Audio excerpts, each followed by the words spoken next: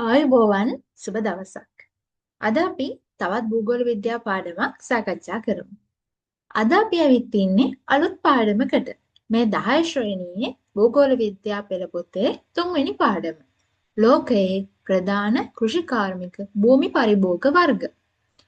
ඉතින් මේ පාඩම ටිකක් නෙමේ ගොඩක් දිග පාඩමක්.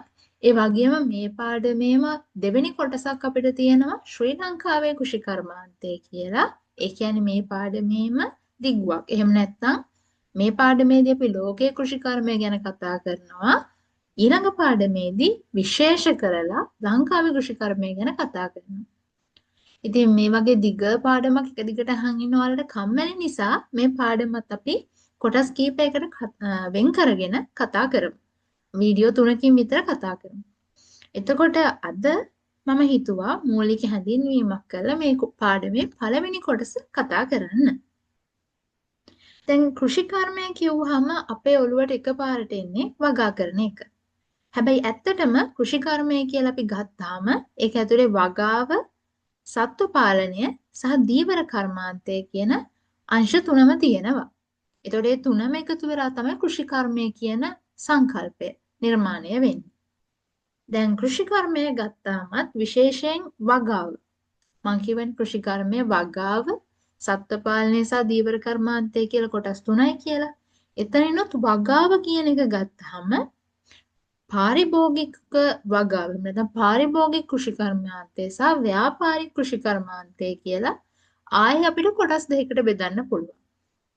දැන් ඒ වචනයම වලට තේරෙනවනේ පාරිභෝගික කෘෂිකර්මාන්තය කියලා කියන්නේ මිනිස්සුන්ගේ එදිනෙදා පරිභෝජනයට අවශ්‍ය දේවල් නිෂ්පාදනය කරන්න වගා කරන එක. අපි උදාහරණයක් ගත්තොත් වී, තිරිඟු. අපි ඒවා රළු අමුද්‍රව්‍ය විදිහටම ආහාරයට ගන්න. අපි වී ටික කොටලා හාල් කරලා ඒකෙන් බත් උයාගෙන කනවා. තිරිඟු ටික සුද්ධ කරලා කොටලා පිටි හදාගෙන ඒකෙන් ආහාර හදාගෙන කනවා. අන්න ඒ විදිහට මිනිස්සු එදිනෙදා පරිභෝජනය කරන්න අවශ්‍ය කරන ශාක ද්‍රව්‍ය වගා කරන එක තමයි පාරිභෝගික කෘෂිකර්මාන්තයත් කතා කරන්නේ. ව්‍යාපාරික කෘෂිකර්මාන්තය එහෙම නෙවෙයි. ව්‍යාපාරික කෘෂිකර්මාන්තය කියලා කියන්නේ අපි මොකක් හරි කර්මාන්තයකට අමුද්‍රව්‍ය සැපයීමේ ව්‍යාපාරයක් කරන්න අවශ්‍ය භෝගයක් වගා කරන එක. උදාහරණයක් විදිහට රබර්. අපි රබර් කන්නේ නැහැනේ. අපි රබර් කිරි හදලා ඒවෙන් රබර් රොඩි හදලා ඒවා විකුණනවා රබර් කර්මාන්ත ශාලාවට. එතරම්දී රබර් කර්මාන්ත ශාලාවේ අය මේ රබර් වලින් මේ අමු එහෙම නැත්නම් අපි කියන රෝ මැටීරියල් එකක් විදිහට එන රබර් වලින් විවිධ බඩු හදනවා. අපේ ගෙදරට ආපහු වෙන්නේ ඒ බඩු. ටයර් වෙන්න පුළුවන්, මොන හරි බෝල වෙන්න පුළුවන්, රබර් වලින් හදන ඕනිම දෙයක්. දැන් එතකොට අපි මෙතනින් මුලින්ම කතා කරන්නේ පාරිභෝගික කෘෂිකර්මාන්තය ගැන. ඒකෙනුත් ලෝකයේ වඩාත්ම ප්‍රචලිත. එහෙම නැත්නම් ලෝකයේ වැඩිම භූමියක් භාවිත කරන පාරිභෝගික කෘෂිකාර්මික භෝග ගැන තමයි කතා කරන්නේ. දැන් මේ පාඩමේ මාතෘකාව ඇත්තරම තියෙන්නේ ලෝකයේ ප්‍රධාන කෘෂිකාර්මික භූමි පරිභෝග වර්ග. ඒකේ අදහස් තමයි අපි මේ පාඩමේදී බලන්නේ ලෝකයේ භූමිය තියෙනවනේ. මේ භූමිය මතනේ අපි මොනවා හරි කෘෂිකර්මාන්ත කටයුතු කරන්නේ. මේ භූමියෙන් වැඩිම ප්‍රතිශතයක් භාවිත කරමින් කරන කෘෂිකාර්මික වර්ග මොනවද කියන එක. දිග මාතෘකාවක් තිබ්බට ඒක තමයි තේරුම. ඊළඟට මෙතන තව කාරණා ටිකක් තියෙනවා. ඇයි කෘෂිකර්මාන්තය මේ මිනිස් ශිෂ්ටාචාරයේ ආරම්භයේ ඉඳන්ම අද දක්වාම එකම වටිනාකමකින් පවතින්නේ කියන එකට හේතු. ඔයාලම හිතලා බලන්න. දැන් ලෝකෙ දියුණු වෙනවා ඒත් කෘෂිකර්මාන්තය හැමම පවතිනවා. ඒක කවදාවත් වෙනස් වෙන්නේ නැහැ. එකම දේ අපි කෘෂිකර්මාන්තය කරන්න තාක්ෂණය භාවිතා කරනවා. දැන් ඉස්සර තිබ්බේ නැති. ඇයි අපිට මේක දිගටම අවශ්‍ය? ඒක හරි සරලයිනේ. අපිට අවශ්‍ය මූලික අවශ්‍යතා කීපයක් සපය ගන්න කෘෂිකර්මාන්තය ඕනි වෙනවා. අපිට වතුර කොච්චර තිබ්බත් කෑම නැතුව ඉන්න පුළුවන්ද? බැහැ. අපේ ආහාර අවශ්‍යතා සපුරන්න කෘෂිකර්මාන්තය ඕනි වෙනවා. අපිට මොනවා හරි බඩු බාන්න දැන් රබර් වලින් ටයර් හදනවා වගේ ඒ වගේ නිර්මාණ කර්මාන්ත කරද්දී ඒවට අවශ්‍ය අමුද්‍රව්‍ය අපි වගා කරන්න ඕනේනේ. ඒක වගා කළේ නැත්නම් අපිට අර රබර් ටයර් එක හදන්න බෑ. ටයර් එක හැදුවේ නැත්නම් වාහනයක් හදන්න බෑ. වාහන නැති වුණොත් මිනිස්සුන්ට ප්‍රවාහනය කරන්න බෑ. මේ විදිහට. ඊළඟට ලෝකයේ රැකියාව වෙළඳපොළ ගත්තාම ලෝකයේ තියෙනවනේ කෘෂිකාර්මික රැකියා, කර්මාන්ත රැකියා, කාර්මික රැකියා, සේවාංශීය රැකියා කියලා රැකියා කොටස් තුනක්. එතනින් මිනිස්සු වැඩි ප්‍රතිශතයක් නියැලෙන්නේ ඍජුව හෝ වක්‍රව. ඒ කියන්නේ කෙලින්ම කුඹුරට බහින ගොවියෙක් විදිහට හරි විභාගාවේ තත්ත්ව පාලන කරන නිලධාරියෙක් විදිහට හරි ඍජුව හෝ වක්‍රව. ගොඩක් අය කරන්නේ කෘෂිකාර්මික අංශයේ රැකියා. ලෝක මට්ටමින් ගත්තාම.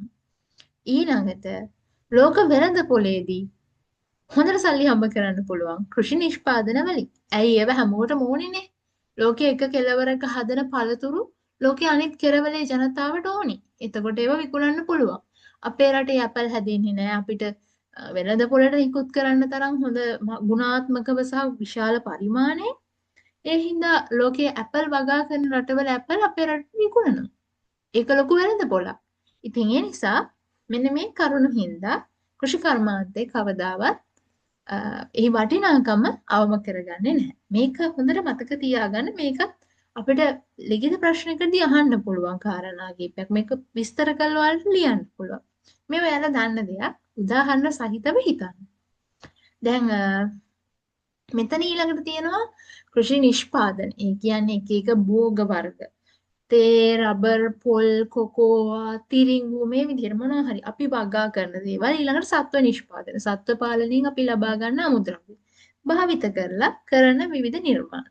ඒතර ඔයාලට පේනවා ඇති අපි වටේට තියෙන හැම දෙයකටම කෘෂි නිෂ්පාදනයක් සම්බන්ධ වෙලා තියෙනවා. ඔයාලා මේ වීඩියෝ එක අහන වෙලාවේ ඔයා වාඩි වෙලා ඉන්න, හිටගෙන ඉන්න, නිදාගෙන ඉන්න ඕනෙම විදිහකින් ඉන්න පුළුවන්නේ. ඒ ඉන්න තැන වටේ තියෙන බඩු ටික දිහා බලන්න. ඔයා වටේ තියෙන හැම බඩුවකටම කොහෙන් හරි තැනකින් කෘෂි නිෂ්පාදනයක් සම්බන්ධ වෙලා ඇති. කොටින්ම ඔයා දැන් මේක අහන ජංගම දුරකථනය, පරිගණකය මෙන්න මේ වායේ පවා මොකක් හරි කොටසක් නිර්මාණය කරන්න කෘෂි නිෂ්පාදනයක් භාවිත කරලා තියෙන්න පුළුවන්. ඒ හින්දා කෘෂි නිෂ්පාදන අත්‍යවශ්‍යයි. ඒ හින්දා කෘෂි කර්මාන්තයට තියෙන වටිනාකම කවදාවත් නැති වෙන්නේ නැහැ. දැන් මේ පාඩමේදී මම කියවනේ අපි මුලින්ම කතා කරන්නේ පාරිභෝගික කෘෂි කර්මාන්තය යටතේ අපි වගා කරන දේවල් ගැන. අපි මුලින්ම කතා කරමු මේ යටතේ වී වගාව ගැන. වී ඇයි මෙච්චර වැදගත්?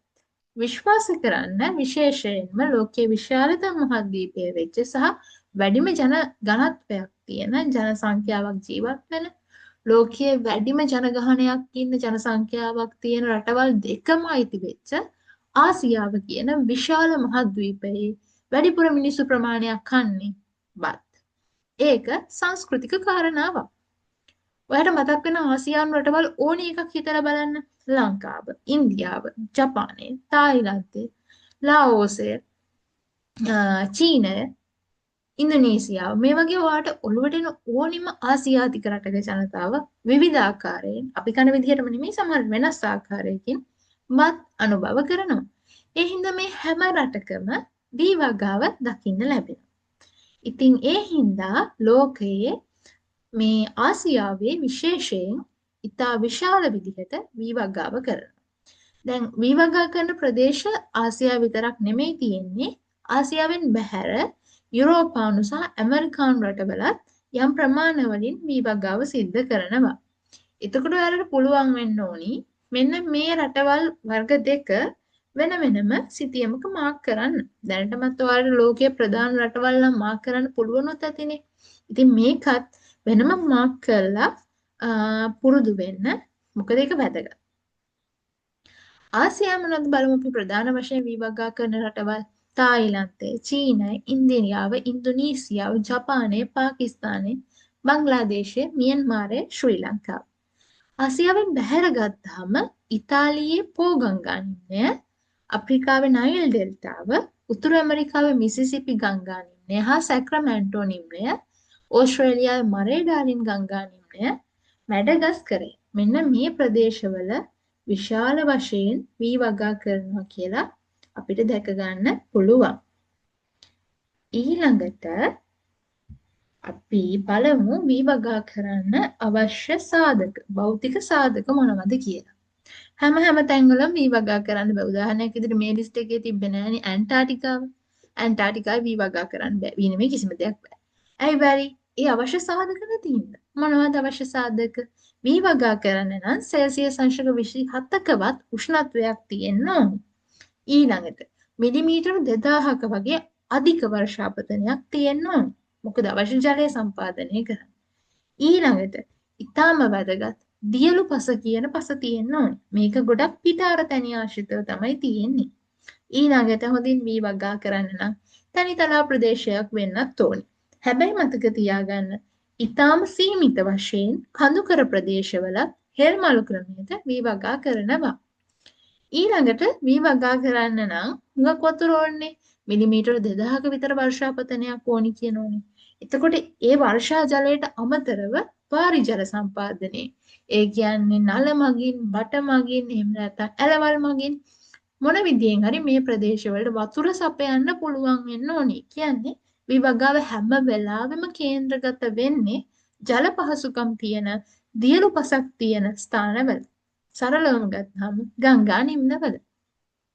දැන් අර මම කියපු කාරණේ තියෙනවා පොතේ කඳුකර පිඹලත් හෙල්මලු ක්‍රමයට අපිට වගා කරගන්න විදිය දැක ගන්න පුළුවන්. ඒකට උගන්වන උපසටහනකුත් දීලා තියෙනවා.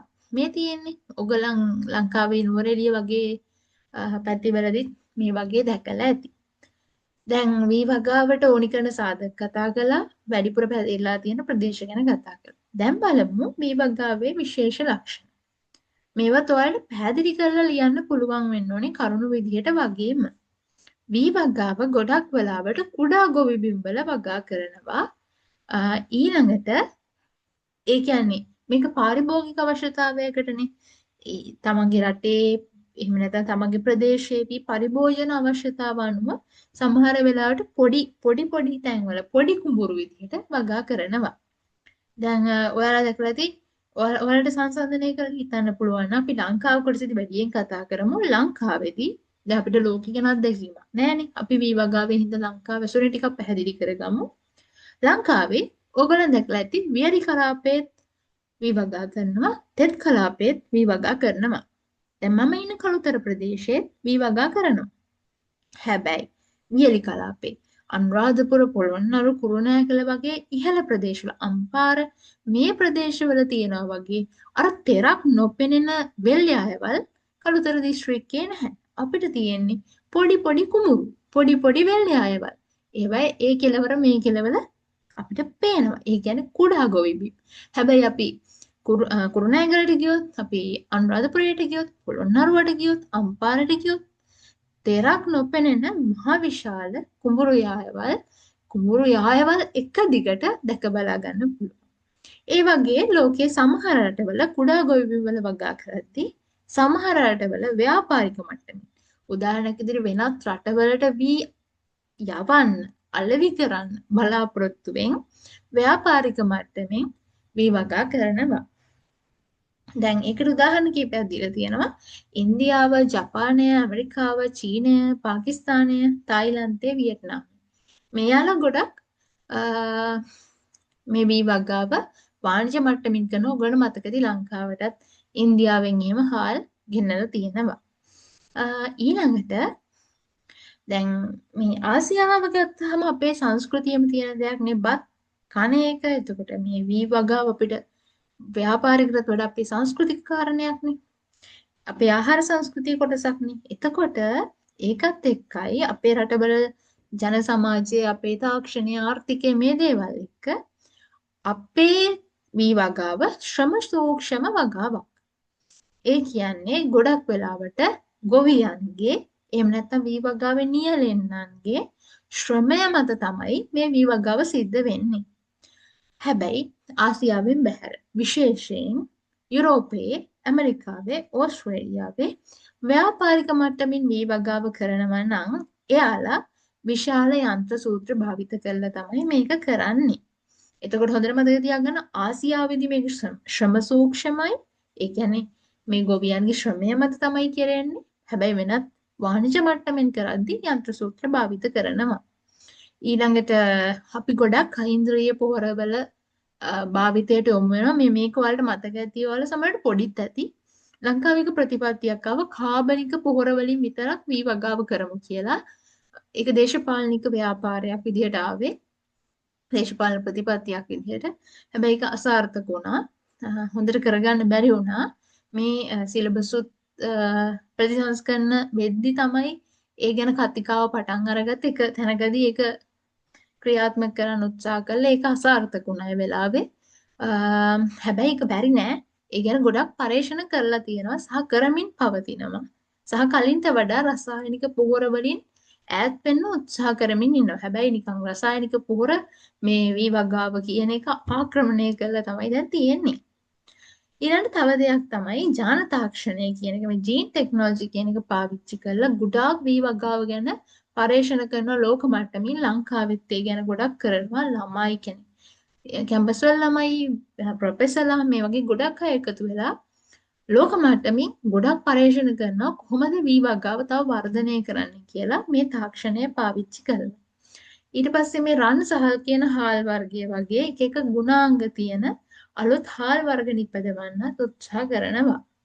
ඊළඟට දැන් මේ හාල් එහෙම නැත්නම් වී සහල් විදිහට වෙළඳපොළට නිකුත් කරනවට අමතරව ඒවයින් කෑම එක එක වෙනත් නිෂ්පාදන හදලා ඒවා වෙළඳපොළට යොමු කරන්නත් උත්සාහ කරමින් ඉන්නවා.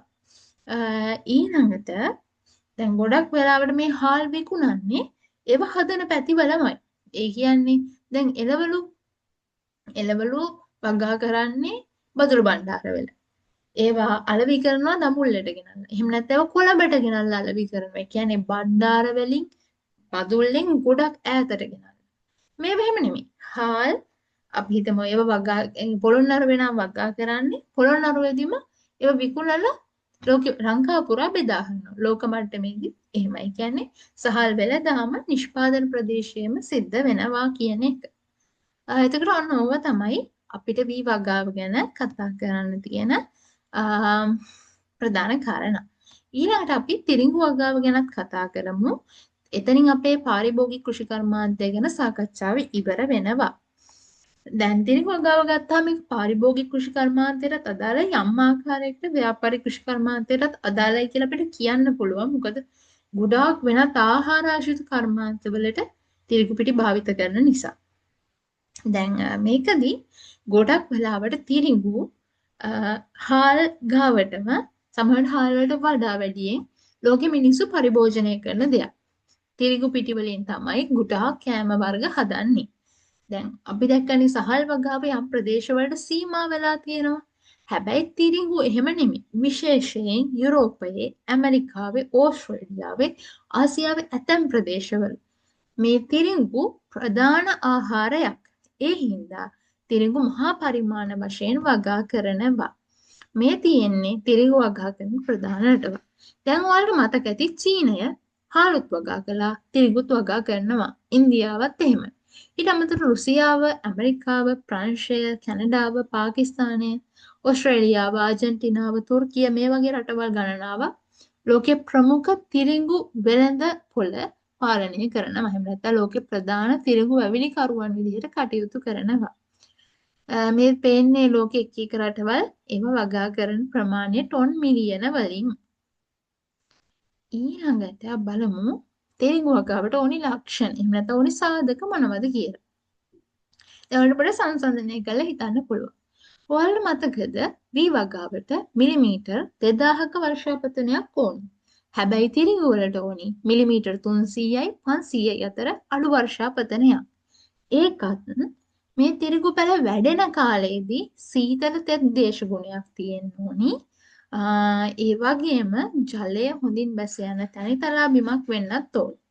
ඔයාලට මතකද වී වගාවට ඕනි කරපු පස් වර්ගය මොකක්ද කියලා? ඔව් වියලු පස්. හැබැයි තිරිඟු වගාවට ඕනි වෙන්නේ චර්නෝසම් කියන පස. එතකොට වන පස් වර්ගයත් වෙනස් වෙනවා. මේ හින්දා තමයි තිරිඟු වගාව පැතිරලා තියෙන ප්‍රදේශ වෙනස් වෙලා තියෙන්නේ. දැන් තිරිඟු වගාව නම් ගොඩක් ගෝලීය මට්ටමින් කරන වගාවක් නිසා විශේෂයෙන් වෙළඳපොළ අපි කියන්නේ වෙළඳපොළ ඉලක්ක කරගෙනම කරන වගාවක් හින්දා ගොඩාක් යන්ත්‍ර සූත්‍ර, නවීන බීජ, රසායනික පොහොර මේ දේවල් ගොඩක් භාවිත කරනවා. ඒක ශ්‍රම සූක්ෂම වගාවක් නෙමෙයි යන්ත්‍ර සූත්‍ර වලින් තමයි කරන්නේ. දැන් ඔය මේ තිරිඟු වගාව සම්බන්ධ විශේෂ කාරණයක් තියෙනවා. ඒ තමයි තිරිඟු එක බිම් ඒකකයකට, ඒ කියන්නේ තිරිඟු වගා කරන එක කුඩා බිම් ඒකකයක ලැබෙන තිරිඟු ප්‍රමාණය අඩුයි. අපි හිතමු ග්‍රෑම් 10යි හම්බ වෙන්නේ. එක පොඩි කොටසකින්, පොඩි කොටුවකින්, පොඩි භූමි ප්‍රමාණයකින්. හැබැයි මේ තිරිඟු වගා කරන ප්‍රදේශවල, ඒ කියන්නේ වගා කරන පැතිවල ජන සංඛ්‍යාව අඩුයි. මොකද ඒවා දිගු විශාල වතු. තිරිඟු වතු. එතකොට ඒවා මිනිස්සු නැහැ. ඒ හින්දා ඉන්න මිනිස්සු ගානෙන් මේ භූමියේ ඇවිත් අස්වැන්න බෙදලා බැලුවාම එක පුද්ගලයෙකුට අයිති වෙන තිරිඟු අස්වනු ප්‍රමාණය වැඩි. ඒක පුද්ගල තිරිඟු ප්‍රමාණය වැඩි. අනික තමයි තිරිඟු කියන්නේ ඒක භෝග වගාවක්. තිරිඟුත් එක්ක වෙන භෝග වගා කරන්නේ. තිරිඟු වගා කරන්න තෝරගත්ත බිමක තියෙන්නේ තිරිඟු විතරයි. හැබැයි ඔයාලා දැකලා තියෙනවා ලංකාවෙත් ඒ වගා කරද්දි විශේෂයෙන් පහතරට ඒත් එක්කම ගම් මිනිස් වගා කරලා තියෙනවා. ඔයාලා දැකලා ඇති. හැබැයි තිරිඟු වගා කරද්දි එහෙම බෑ.